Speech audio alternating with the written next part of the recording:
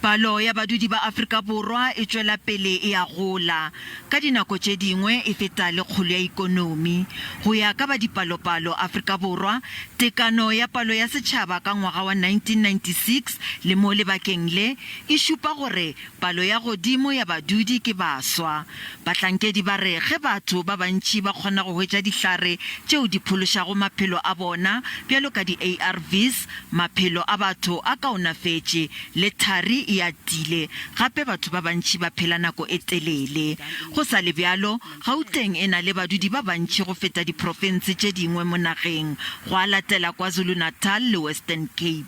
In the last 4-5 years, our population has grown by about almost 3.5 million people. And I'm talking generally in the whole country, whereas our economy has been fluctuating and actually having been hit the most by COVID-19. So population has continued to grow, but our economy in real terms has gone back to where it was around 2017.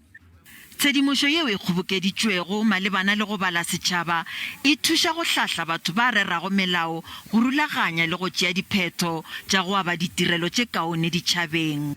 In terms of jobs have not mirrored demographic growth, which is a big problem because we now have 35 million unemployed South Africans. COVID-19 has exacerbated those precarities. Ge palo ya badudi e gola ka pela go feta ikonomi se se baka mathata a boiphidiso le go gatelela maemo a ikonomi. With a population growing faster than an economy, it means the unemployment problem will persist.